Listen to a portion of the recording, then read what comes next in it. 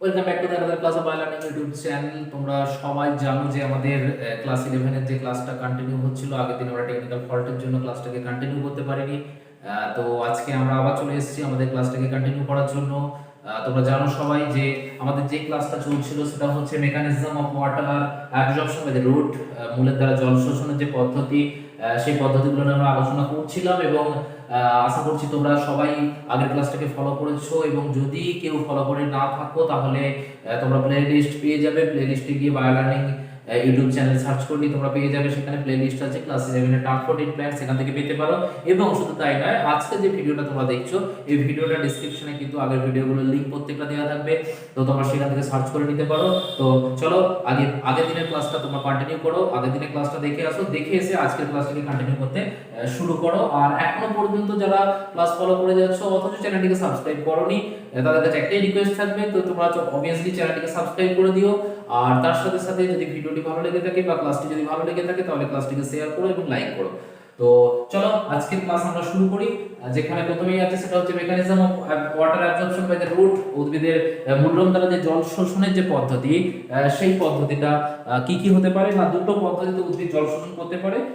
সেটা হচ্ছে তোমার দুটো প্রসেস, একটা হচ্ছে যেটা আছে অ্যাক্টিভ আর একটা হচ্ছে প্যাসিভ। তাহলে এই অ্যাক্টিভ আর প্যাসিভ নিয়ে আমরা মোটামুটি আলোচনা করব। সেটা হচ্ছে প্রথমটাই হচ্ছে প্যাসিভ প্যাসিভ অ্যাবজর্পশন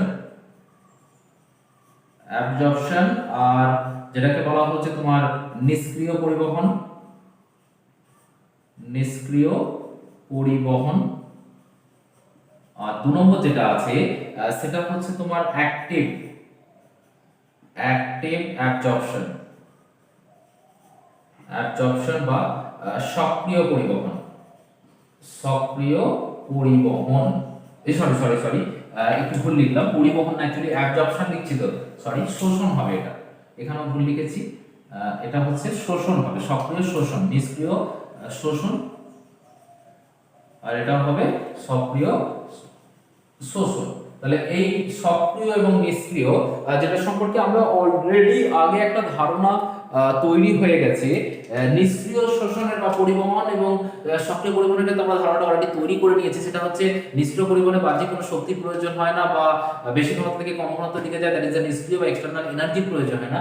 বাট যখনই আমরা অ্যাক্টিভ বা সক্রিয় পরিবহন আসবো সেখানে external energy, that is ATP প্রয়োজন হয়।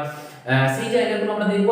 তার আগে আমরা যদি দুটোর মধ্যে একটু পার্থক্য করে নিই বা দুটোর মধ্যে একটা ডিফারেন্স যদি করে নিই, নিষ্ক্রিয় পরিবহন কি এবং সক্রিয় পরিবহন কি, তাহলে মনে হয় আমাদের বুঝতে খুব সুবিধা হবে। তো প্রথমেই চলে আসি নিষ্ক্রিয় এবং সক্রিয় পরিবহনের যে পার্থক্যগুলো আছে বা ডিফারেন্সেস গুলো আছে, সেই ডিফারেন্স গুলোতে তো প্রথমেই যেটা পাবো সেটা হচ্ছে এক নম্বর, এখানে এটিপি বা এনজাইম মানে এক্সটার্নাল এনজাইম প্রয়োজন হয় না। এটিপি এন্ড এটিপি এনজাইমস এগুলোর প্রয়োজন নেই, প্রয়োজন হয় না। তাহলে এগুলোর প্রয়োজন হয় না, বাট অ্যাক্টিভের ক্ষেত্রে কি হয়, এগুলি এটিপি এনজাইম এগুলো কি হয়, প্রয়োজন এবং অবশ্যই লাগবে এগুলো। এক নম্বর পয়েন্ট। দু নম্বর পয়েন্টের ক্ষেত্রে আমরা কি বলতে পারি, দু নম্বর এটা মেইনলি যেটা করে সেটা হচ্ছে এটা প্রেসারটা উপর থেকে সৃষ্টি হয়, দ্যাট ইজ সুট সিস্টেম গুরুত্বপূর্ণ ভূমিকা পালন করে। সুট সিস্টেম বা যেটাকে বলা হচ্ছে বিটপ তন্ত্র গুরুত্বপূর্ণ ভূমিকা পালন করে। আর এদের ক্ষেত্রে সুট সিস্টেম কোনো ভূমিকা পালন করে না। এটা হচ্ছে তোমার মেইনলি যেটা করে সেটা হচ্ছে রুট সিস্টেম বা যেটা হচ্ছে তোমার মূলতন্ত্র গুরুত্বপূর্ণ ভূমিকা পালন করে। এর ক্ষেত্রে কি হয়, এর ক্ষেত্রে মেইনলি যেটা হয় দিনের বেলায় ডিউরিং ডে টাইম, দিনের বেলায় এটা ঘটে থাকে। আর এটা কি, এটা হচ্ছে তোমার দিবারাত্র, ডে নাইট এই প্রসেসটা হয়ে থাকে। তাহলে এটা হচ্ছে তোমার দেখো পরপর বলো চারটে পয়েন্ট পেলে।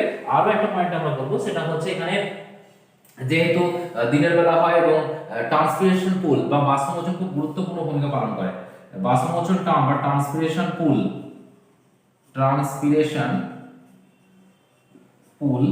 বা যেটাকে বলা হচ্ছে বাষ্পমোচন টার্ম গুরুত্বপূর্ণ ভূমিকা পালন করে। বাট এখানে ট্রান্সপিরেশন পুল সেভাবে কিন্তু পার্টিসিপেট করে না, তবে একটা প্রেসার কাজ করে, সেটা হচ্ছে রুট প্রেসার কিন্তু কাজ করতে পারে, যেটা হচ্ছে তোমার মূলজ চাপ গুরুত্বপূর্ণ ভূমিকা পালন করে। তাহলে মোটামুটি দেখো এটিপি প্রয়োজন, এনজাইমের প্রয়োজন এখানে হচ্ছে না, বাট এখানে এগুলো প্রয়োজন হচ্ছে। সুট সিস্টেম বা বিটতন্ত্র কাজ করছে, এখানে রুট সিস্টেম বা মূলতন্ত্র পার্টিসিপেট করছে। যেহেতু ট্রান্সপিরেশন পুরো বাষ্পমোচন, তাহলে বাষ্পমোচন দিনের বেলা ঘটে, তাহলে এটা শুধুমাত্র ডিউরিং ডে টাইমে হয়ে থাকে। বাট এটা যেহেতু রুট প্রেসার, তাহলে সেখানে ডে এন্ড নাইট দুটো সময় কিন্তু এটা হয়ে থাকে। তাহলে মোটামুটি দেখো একটা ওভারঅল আমরা একটা বিষয়টা দেখলাম, যেটা হচ্ছে অ্যাক্টিভ এবং প্যাসিভের ক্ষেত্রে। এবার আমরা যে জায়গাটায় যাব, এর মধ্যে কিছু বিষয় আছে এবং অ্যাক্টিভের মধ্যে কিছু বিষয় আছে, তো সেই জায়গাগুলো আমরা পড়বো। তো সেই জায়গাগুলো পড়তে গিয়ে আমরা যেটা একটা বিষয় লক্ষ্য করব, সেটা হচ্ছে তোমার আমার অ্যাক্টিভের ক্ষেত্রে আমি পরে আসছি, কারণ অ্যাক্টিভ গুলো আমরা আজকেই পড়বো, বাট প্যাসিভ গুলো আগে পড়ে নিই, আমার মনে হয় এটাই বেটার হবে। তাহলে প্যাসিভটা যেহেতু খুব সহজ, তাহলে প্যাসিভটাই আমরা আসবো। বাট তার আগে আমরা প্যাসিভে যাওয়ার আগে আমরা একটা বিষয় দেখবো, সেটা হচ্ছে তোমার সেটা হলো তোমার রুট প্রেসার যেটা আছে, এই যে এখানে অ্যাবজর্পশন অফ দ্য রুট। তাহলে উদ্ভিদ জল শোষণ করছে, জল শোষণ করার জন্য তোমার দুটো প্রেসার কাজ করে বা দুটো টার্ন কাজ করে, একটা হচ্ছে রুট প্রেসার, একটা হচ্ছে রুট প্রেসার, আর একটা হচ্ছে তোমার ট্রান্সপিরেশন পুল। ট্রান্সপিরেশন পুল বা বাষ্পমোচন টার্ন, একটা হচ্ছে মূলজ টার্ন, একটা হচ্ছে বাষ্পমোচন টার্ন। এবার এই বিষয়টাকে আমাকে বোঝাতে গেলে আমাকে একটা ছবি আঁকতে হবে। তাহলে আমি একটা ছবি আঁকি। সাপোজ মনে করো এটা কোনো একটা গাছের স্টেম, এখানে একটা লিফ আছে, এটা লিফ আছে, আর এটা হচ্ছে তোমার মনে করো কোনো রুট সিস্টেম আছে। তো এখান দিয়ে জল শোষণ হচ্ছে এবং মাটিতে প্রচুর পরিমাণে কি আছে, মাটিতে প্রচুর পরিমাণে তোমার জল রয়েছে, ক্যাপিলারি ওয়াটার, তাহলে এখানে জল আছে। এবার দেখো দুটো প্রেসারের কথা আমি এখানে বলবো। উদ্ভিদের জলটা যাওয়ার উদ্দেশ্য কোথায়? আলটিমেট পাতায় ঊর্ধ্বমুখে বাহিত হয়। তাহলে জলে এই যে ঊর্ধ্বমুখী বাহিত হওয়া, তাহলে মূল থেকে কাণ্ডের দিকে যে জলের বহন, that is the uptake of water, এবং এটা কি বলা হয় তোমার রসের উৎস বা অ্যাসেন্ট অপশন। এবার দেখো দুটো বিষয় বলি, একটা হচ্ছে রুট প্রেসার। এই রুট প্রেসার বা মূলজ চাপ, এই থিওরিটা দিয়েছিলেন হচ্ছে Stephen Hales, STEPHEN, Stephen Hales, যাকে বলা হয় father of plant physiology, Stephen Hales. Root pressure বা মূলজ চাপ কি না, বলছে জল, উদ্ভিদের জল অন্তঃবিশ্বরণ প্রক্রিয়া মূলের কোষে প্রবেশ করছে। তাহলে জলটা মূলের কোষে প্রবেশ করলো, মূলের কোষে প্রবেশ করার পর কোষের ভেতরে একটা চাপের সৃষ্টি হচ্ছে। তাহলে কোষের ভেতরে কি হচ্ছে, একটা উচ্চ চাপের সৃষ্টি হচ্ছে, এবং উচ্চ চাপ সৃষ্টি হওয়ার জন্য জল কি করে, একটা কোষ থেকে আরেকটা কোষে কোষান্তর অবিশ্বরণ প্রক্রিয়ায় পাতায় গিয়ে পৌঁছে। তাহলে জলটা এইভাবে কি হচ্ছে না, নিচে থেকে প্রেসার সৃষ্টি হওয়ার পর জলটাকে ঠেলে পাতায় পৌঁছে দিচ্ছে। তাহলে এটা কে বললো? এইটা বলছে তোমার, এটা হচ্ছে রুট প্রেসার। এই থিওরিটা হচ্ছে root pressure theory by Stephen Hale. Root pressure, root প্রেসারের ফলে ঘটনা ঘটছে, এবং এইটাই হচ্ছে রুট প্রেসার থিওরি, যেটা স্টিফেন হেলসের যে আপওয়ার্ড মুভমেন্ট হচ্ছে। তাহলে প্রেসারটা কোথায় তৈরি হচ্ছে? তাহলে এইখানে হচ্ছে কি high pressure according to root pressure, এই রুট প্রেসার থিওরি বা মূলজ চাপ। নিচেটা হচ্ছে কি হাই প্রেসার, আর উপর দিকটা হচ্ছে কি লো প্রেসার। তাহলে হাই প্রেসার থেকে কি হচ্ছে, লো প্রেসারের দিকে দ্যাট ইজ দ্য মুভমেন্টটা ঘটছে, that is the root pressure. তাহলে প্রেসারটা তৈরি হলো কোথায়? নিচে, এবং তার ফলে জলটা কি হলো, উপরের দিকে লো প্রেসারের দিকে উঠে গেল। এটা হচ্ছে according to the root pressure বা মূলজ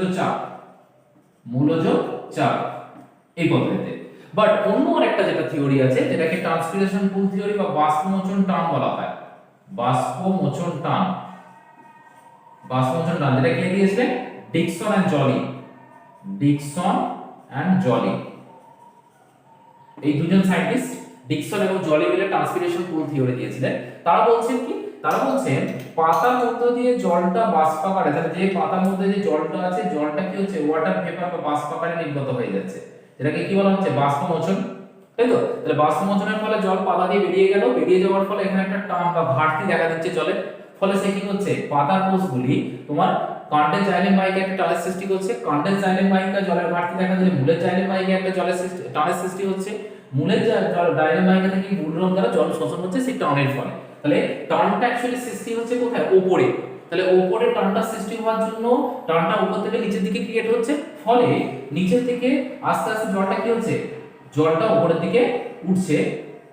এবং এই থিওরিটাকে বলা হচ্ছে তাহলে কি টানটা আগে কি হলো, আগে তাহলে তৈরি হলো কি, আগে টান তৈরি হলো।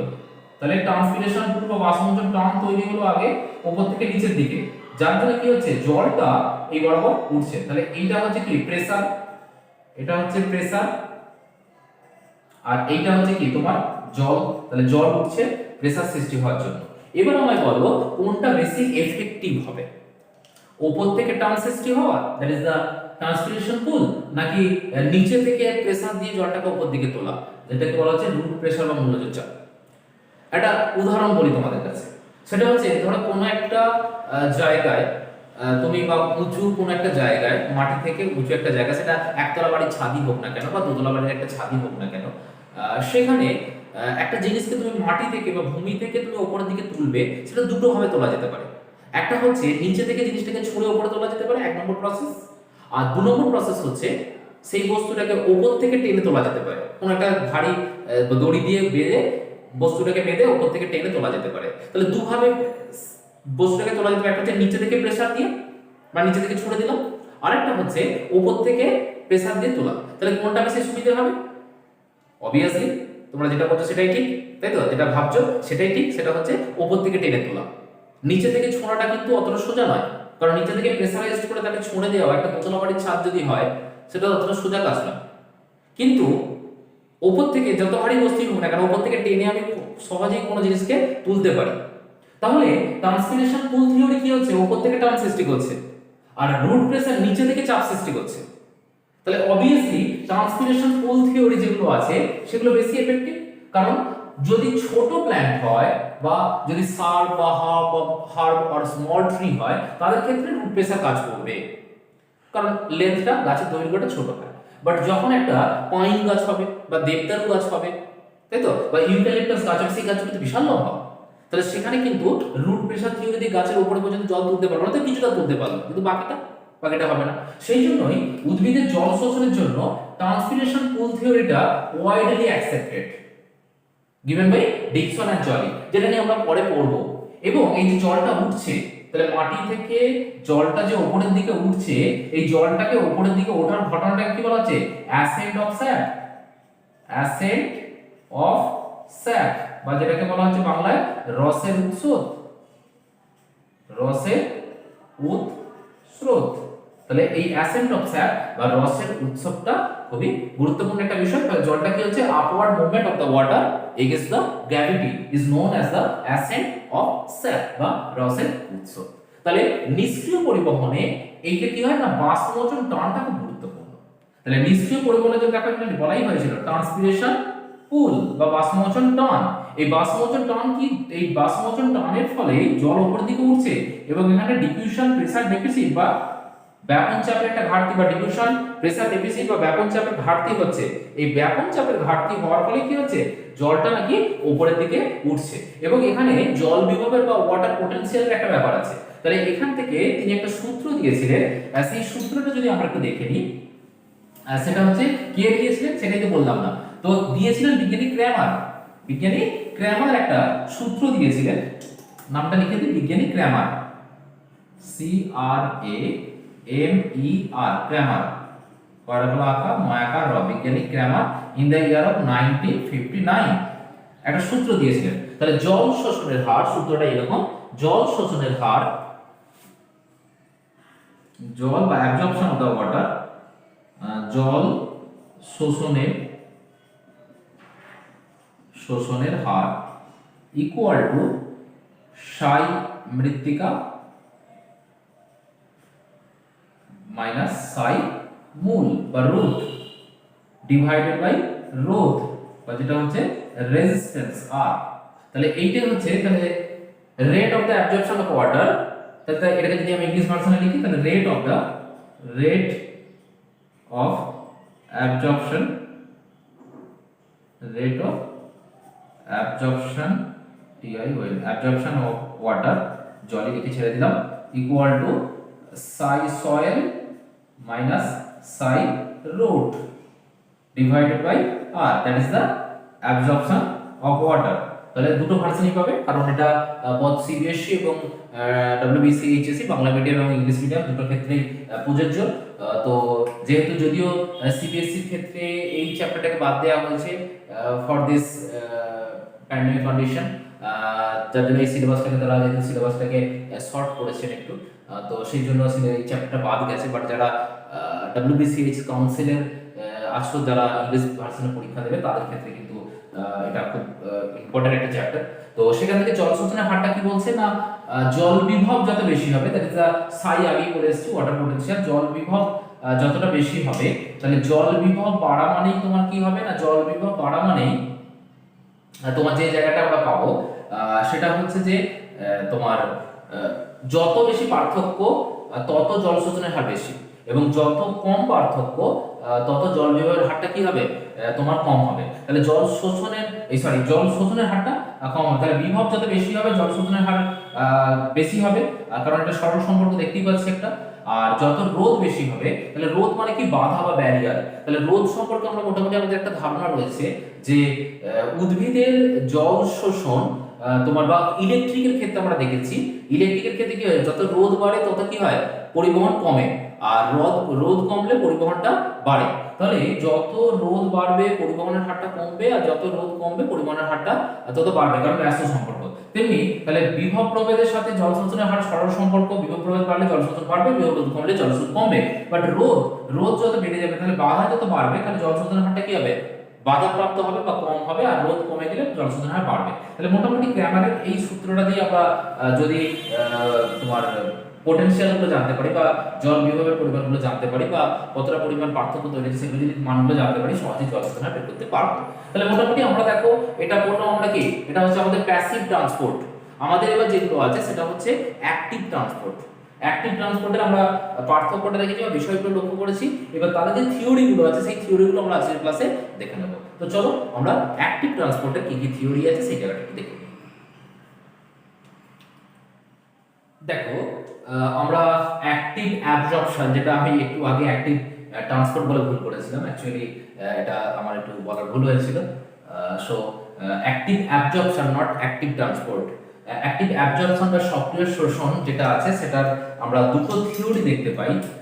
একটা থিওরি যেটা আমি বলতে পারি খুব সহজেই, সেটা হচ্ছে তোমার অভিশ্রবণ রিলেটেড, আর একটা হচ্ছে অভিশ্রবণের কোনো ভূমিকা নেই সেটা বোঝানো হয়েছে। তাহলে আমি দুটো থিওরিকে খুব সহজেই বলতে পারি। সেটা হচ্ছে প্রথম যে থিওরিটা, সেটা হচ্ছে কি বলবো, অসমোটিক থিওরি। অসমোটিক থিওরি বা যেটা বলবো তোমার অভিশ্রবণীয় তত্ত্ব আর কি, অভিশ্রবণীয় তত্ত্ব, অসমোটিক থিওরি বা অভিশ্রবণীয় তত্ত্ব, শ্রবণীয় তত্ত্ব। এবং আরেকটা যেটা আছে অভিশ্রবণীয় তত্ত্ব, আরেকটা আছে নন অসমোটিক থিওরি, নন অসমোটিক থিওরি, অভিশ্রবণীয় তত্ত্ব, অভিশ্রবণীয় তত্ত্ব,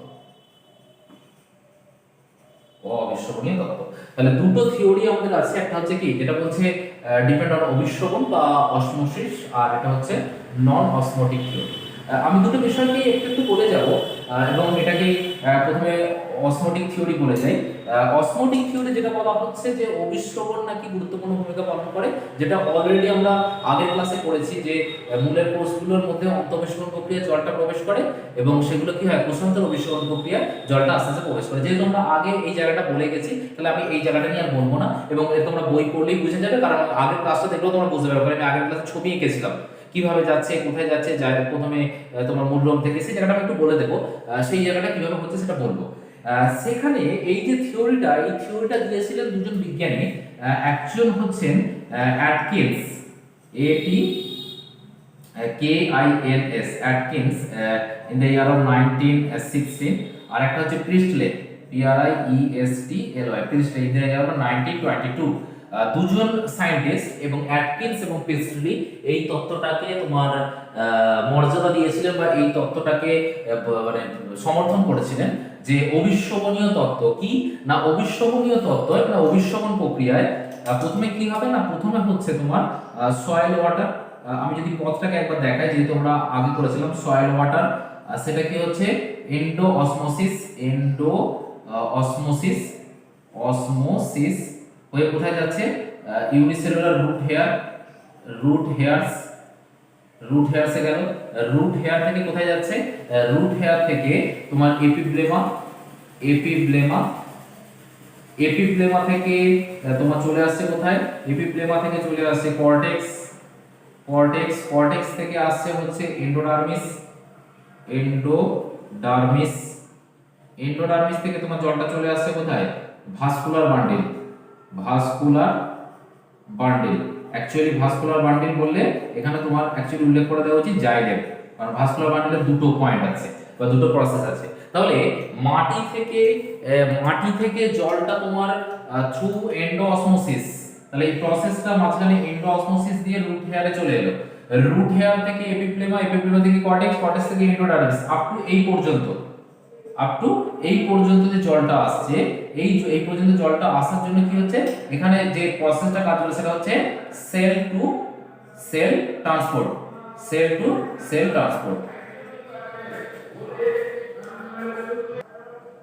সেটা হলো সেল টু সেল ট্রান্সপোর্ট। এবং এখান থেকে এন্ডোডার্মিস থেকে যখন ভাস্কুলার বান্ডেল, মানে এইটুকু পথটা, এইটা হচ্ছে রুট প্রেসার আমি আগের ক্লাসেও বলেছিলাম। এবং ট্রান্সমেমব্রেন পথ দিয়ে এটা রুট প্রেসার দিয়ে ঢুকে যায়, কারণ এর জাইলেম হচ্ছে কি তোমার ডেড টিস্যু, কারণ এর মধ্যে যেগুলো আছে একমাত্র জাইলেম প্যারেনকাইমা বাদ দিয়ে ট্র্যাকিয়া এবং উড ফাইবার সেগুলো সবই হচ্ছে কি নন লিভিং, তাই এটা ট্রান্সফার হচ্ছে এইভাবে। তাহলে মোটামুটি দেখো আমরা অসমোটিক থিওরিটা সহজেই বুঝতে পারি এবং আমরা বুঝেছিলাম। বাট আরেকটা যে থিওরি আছে যেটাকে বলা হচ্ছে নন অসমোটিক থিওরি বা অবিশ্রবণীয় তত্ত্ব, সেটাকে বলা হচ্ছে যে না, উদ্ভিদের জল শোষণের ক্ষেত্রে বা মূল দ্বারা যে জল শোষণ হচ্ছে সেখানে অবিশ্রবণের কোনো ভূমিকা নেই। তাহলে কিসের ভূমিকা আছে? না, এখানে রেসপিরেশনের একটা ভূমিকা আছে, বা যেটাকে বলা হচ্ছে শ্বসন রেসপিরেশন। তাহলে এখানে কার ভূমিকা? না, এখানে মেইনলি যেটা অসমোটিক বা অসমোসিস যেটা আমরা বলছি, অসমোটিক বা অসমোসিস যেটা আছে, অবিশ্রবণের ভূমিকা আছে। এখানে বলছে না, ও অবিশ্রবণীয় তত্ত্ব মানে কি? অবিশ্রবণ, অসমোসিস ইজ নট কারেক্ট, অসমোসিসের কোনো ভূমিকা নেই, তাই তো? তাহলে কার ভূমিকা আছে? রেসপিরেশন বা যেটাকে তোমার বলা হচ্ছে কি শ্বসন। respiration is more important than the osmosis for the absorption of the root, এই absorption of water by the unicellular root hair। তাহলে এককোষীয় মূলকের সাহায্যে জল শোষণের জন্য respiration most important than the osmosis. কেন? তাহলে কে, আচ্ছা তার আগে বলি এই তত্ত্বটা কে সাপোর্ট করেছিলেন। তাহলে এখানে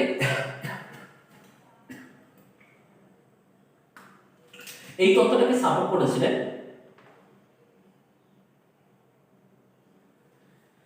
ভ্যান ওভারবিক,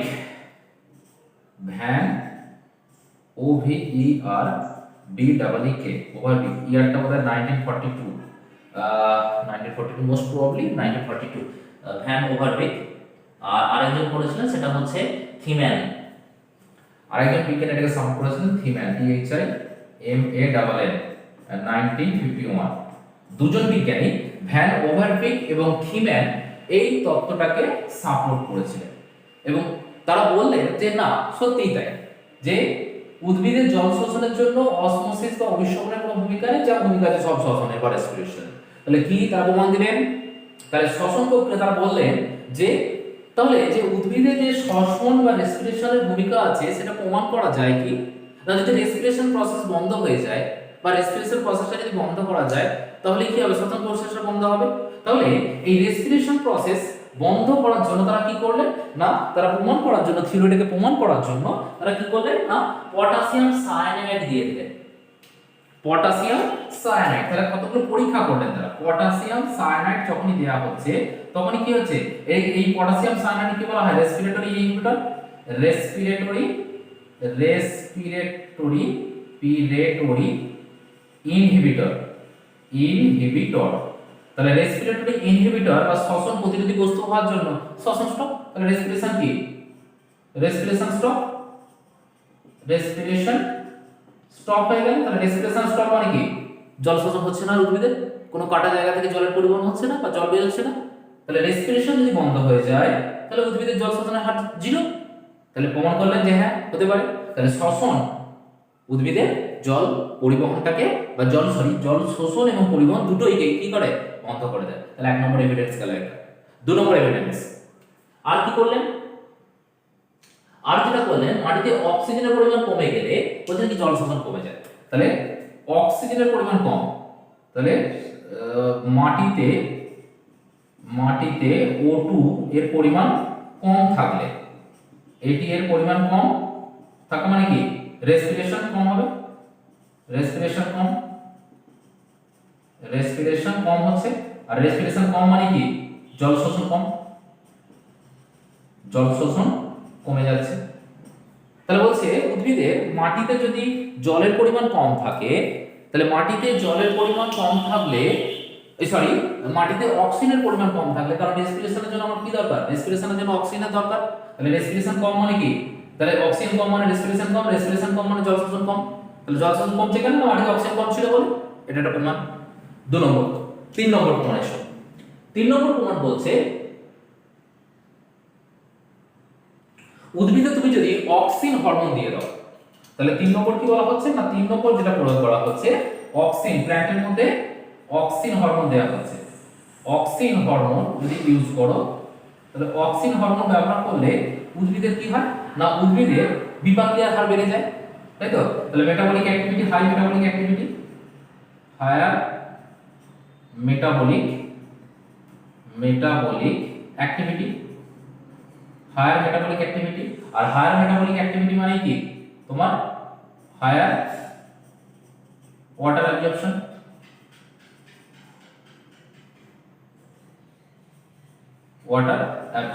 তাহলে যত কি হবে অক্সিন যদি প্রয়োগ করা হয়, তাহলে অক্সিন প্রয়োগ করলে উদ্ভিদের বিপাকীয়ার হারটা কি হচ্ছে বেড়ে যাচ্ছে, ফলে জল শোষণ বেড়ে যাচ্ছে।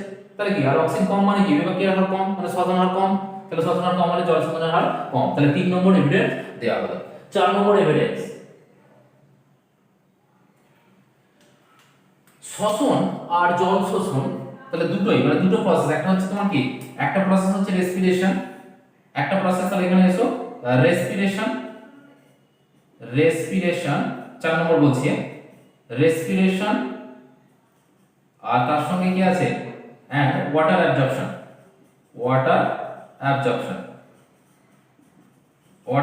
দুটোই কি লিভিং সেলের মধ্যে হয়, লিভিং সেলসের মধ্যে হয়, কোনো ডেড সেলের মধ্যে হয় না, তাই তো। তাহলে দুটোই সজীব কোষের মধ্যে হয়, কিন্তু কোনো ডেড সেলের মধ্যে হচ্ছে না। তাহলে কি বলতে পারি, তাহলে নন অসমোটিক বা অভিশমনের কোনো ভূমিকাই তো দেখতে পেলাম না এখানে, তাই তো। তাহলে অভিশমনের কোনো ভূমিকাই আমরা দেখতে পাচ্ছি না। এই হচ্ছে দুটো থিওরি, একটা হচ্ছে তোমার অসমোটিক থিওরি আর একটা হচ্ছে নন অসমোটিক থিওরি। তাহলে মোটামুটি দেখো দুটো থিওরি আমরা পেলাম, এটা তোমরা বইয়ে দেখবে, পরপর এই বিষয়গুলো লেখা রয়েছে। এবার যেটা আমি বলি মোরাল অফ দ্য স্টোরি, বা আমাদের এতটা পড়ার পর আমরা যেটা বুঝলাম সেটা হচ্ছে যে কোনো থিওরিটাই ফেলে দেবার মতো নয়। অসমোটিক থিওরি হোক বা নন অসমোটিক থিওরি হোক, দুটো থিওরি কিন্তু লজিক আছে এবং দুটো থিওরি কিন্তু এভিডেন্স দেখিয়েছে। এবার তাহলে কোনো থিওরিটাকে ফেলে দেওয়া হচ্ছে না বা কোনো থিওরিটাকে অগ্রাহ্য করা যাচ্ছে না। এবং আলটিমেটলি দেখতে গেলে যে অসমোটিক থিওরি, অ্যাটকিনস এবং প্রিস্টলের যে থিওরি, সেটা কিন্তু একটা দিক মানে অসমোসিস ধরে বিষয়টাকে ব্যাখ্যা করেছে। অন্যদিকে নন অসমোটিক থিওরি যেটা, তারা রেসপিরেশন প্রসেসটাকে ধরে ব্যাখ্যা করেছে। তাহলে দুটোই কিন্তু ঠিক, কোনোটাই ভুল নয়। তাহলে দুটো কিন্তু একসঙ্গে করেনি, এনারা অসমোসিস বা অভিশমন ধরে করেছেন, এটা রেসপিরেশন ধরে করেছেন। তাহলে দুটোই ঠিক, সেই জন্যই দুটো থিওরি হচ্ছে সমানভাবে গ্রহণযোগ্য। এবং আলটিমেট যদি দেখা যায়, এটা কোট অ্যান্ড আনকোট যদি এটা বলি যে সেটা হচ্ছে যে দুটো থিওরি কিন্তু একে অপরের সাথে রিলেটেড। কারণ তুমি যদি ভালো করে লক্ষ্য করো, উদ্ভিদের যদি রেসপিরেশন হার বাড়ে, তাহলে বিপাকীয়ার হার বাড়লে জলশোষণের হার বাড়বে, অভিশমন বাড়বে, জলশোষণের হার বাড়বে। তাহলে এইটা দুটো আলাদা বিষয় বলা হচ্ছে, কিন্তু দুটোকে পাঞ্চ করে দাও, একসঙ্গে মিক্সড করে দাও, মিক্স করে দিলে দেখবে দুটো একই থিওরি। তাই দুটো দিক ধরে আলোচনা করা হয়েছে, আমরা দুটো ভাবেই পড়বো, সেই জন্য দুটোকেই সমানভাবে গ্রহণযোগ্য। তাহলে মোটামুটি দেখো আমরা অ্যাক্টিভ ট্রান্সপোর্টের যে জায়গাগুলো ছিল আমরা পড়ে ফেলেছি। লাস্ট এবার আমরা এর পরে যে টপিকটা যাব সেটা হচ্ছে জল শোষণের জন্য কোন কোন ফ্যাক্টরগুলো রেসপন্সিবল। কিছু এক্সটার্নাল ফ্যাক্টর আছে, কিছু ইন্টারনাল ফ্যাক্টর আছে। তো চলো আমরা এই ফ্যাক্টরগুলো দেখে নিই। আমরা যে টপিকটা দেখা চলে এসেছি অলরেডি, সেটা হচ্ছে factors affecting the absorption of water, মানে কোন কোন ফ্যাক্টরগুলো জলশোধনের হারটাকে নিয়ন্ত্রণ করে। এখানে আমরা বলেছিলাম কিছু এক্সটার্নাল ফ্যাক্টর বলবো আর কিছু ইন্টারনাল ফ্যাক্টর বলবো। তাহলে প্রথমেই আমরা চলে আসি এক্সটার্নাল ফ্যাক্টরস গুলো কি কি আছে। তাহলে এক নম্বর হচ্ছে তোমার কি এক্সটার্নাল বা বাহ্যিক ফ্যাক্টর আর কি, শর্ত এক্সটার্নাল ফ্যাক্টরস। এক্সটার্নাল ফ্যাক্টরস কি কি আছে সেই জায়গাগুলো আমরা একটু দেখে নেব। না, চারটে পয়েন্ট আমি বলবো, সেটা হচ্ছে টেম্পারেচার, পিএইচ। প্রথমেই আমরা যে জায়গাটা চলে আসে সেটা হচ্ছে এক নম্বর টেম্পারেচার। টেম্পারেচার যদি মোটামুটি টেম্পারেচার আমাদের যদি মোটামুটি 25 থেকে 30 ডিগ্রি সেন্টিগ্রেড থাকে তাহলে জল শোষণের হার ভালো হয়, তাই তো? তাহলে অপটিমাম টেম্পারেচার যেটা 25 থেকে 30 যদি হয় তাহলে জল শোষণের হারটা কি তোমার ভালো হচ্ছে, জল শোষণ ভালো হয়। তার থেকে কম বা বেশি হলে জল শোষণ ভালো হচ্ছে, ভালো হয়। তাহলে তার থেকে কম বা বেশি হলে কি হবে না, তার উপর প্রভাব বিস্তার করতে পারে, জল শোষণ হারটা কমে যায়। তাহলে এক নম্বর বাহ্যিক শর্ত। দু নম্বর বাহ্যিক শর্তে চলে আসো, সেটা হচ্ছে আমরা যেটা বলবো সেটা হচ্ছে পিএইচ এর মান। পিএইচ যদি অ্যাসিডিক হয় জল শোষণ কি হয়, ভালো হয়। তাহলে পিএইচ যদি দেখি, পিএইচ এর মান যদি আমাদের দেখা হয় তাহলে অ্যাসিডিক হলে জল শোষণ ভালো, আর যদি বেসিক বা ক্ষারীয় হয় তাহলে জল শোষণ কি কম হয়। অ্যাসিডিক বা আম্লিক হলে জল শোষণের হারটা ভালো হবে, আর ক্ষারীয় হলে জল শোষণের হারটা কম হবে। 2 নম্বর। 3 নম্বর মাটিতে জলের পরিমাণ। মাটিতে বা অ্যাভেলেবিলিটি অফ ওয়াটার, মাটিতে জলের পরিমাণ বা অ্যাভেলেবিলিটি অফ ওয়াটার। মাটিতে জলের পরিমাণ বেশি হলে জল শোষণ বেশি, তাহলে বেশি হলে জল শোষণ বেশি হবে, আর যদি কম হয় তাহলে কি হবে, জল শোষণ কম হবে। তাহলে মাটিতে যদি বেশি জল থাকে বেশি শোষণ করবে উদ্ভিদ, আর কম থাকলে কম জল শোষণ করবে। তাহলে এটা হচ্ছে 3 নম্বর এক্সটার্নাল ফ্যাক্টর। 4 নম্বর এক্সটার্নাল ফ্যাক্টর, সেটা হচ্ছে তোমার অক্সিজেনের পরিমাণ। মাটিতে যদি অক্সিজেন কম থাকে তাহলে মাটিতে সয়েল O2 যদি কম হয় তাহলে কি হবে, জল শোষণ কম হবে, যেটা আমরা আগের ক্ষেত্রে দেখলাম নন অসমোটিক থিওরিতে, তাই তো? নন অসমোটিক থিওরিতে দেখেছিলাম মাটিতে অক্সিজেনের পরিমাণ কম মানে জল শোষণের হারও কম। তাহলে এগুলো কি গেল তোমার এক্সটার্নাল ফ্যাক্টর বা বাহ্যিক শর্ত। এবার আমরা যেটা আসবো সেটা হচ্ছে আমাদের ইন্টারনাল ফ্যাক্টর। বাহ্যিক শর্তগুলো মোটামুটি দেখো 4টে পয়েন্ট বলেছি, ইন্টারনাল ফ্যাক্টরও মোটামুটি 2টো বা 3টে পয়েন্ট বলবো। সেটা হচ্ছে ইন্টারনাল ফ্যাক্টরস বা অভ্যন্তরীণ শর্ত কি কি আছে, কারা জল শোষণটাকে নিয়ন্ত্রণ করে সেগুলো দেখো।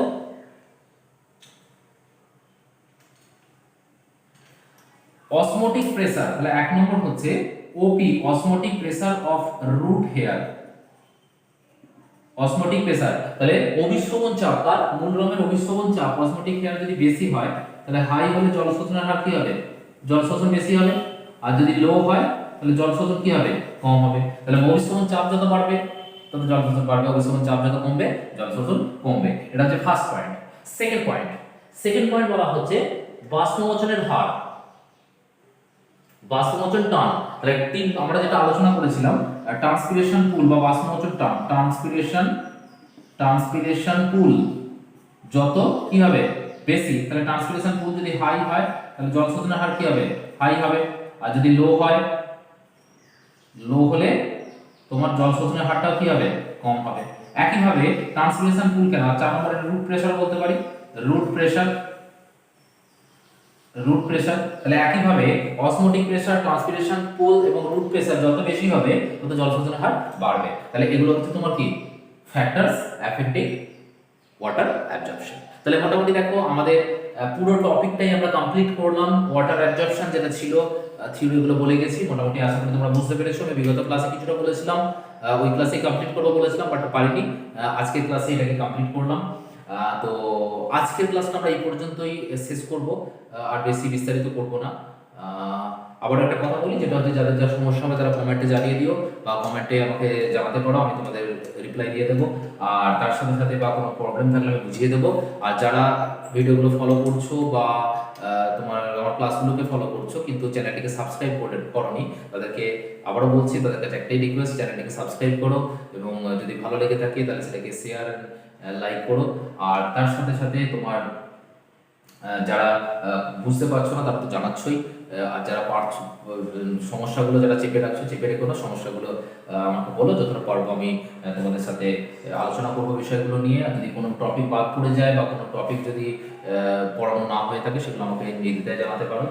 আর তোমার এই হচ্ছে টোটাল বিষয়, এবং আস্তে আস্তে আমরা সিলেবাসের দিকে আগাচ্ছি, শেষের দিকেই, কারণ এই চ্যাপ্টারটা আর কিছুটা বাকি আছে, কিছুটা বাকি থাকলে আমরা কমপ্লিট করবো। তো আজকের ক্লাসটা আর বেশি দীর্ঘায়িত করবো না, এই ক্লাসটা এই পর্যন্ত শেষ করবো। That's all for the day. Have a nice day. Thank you.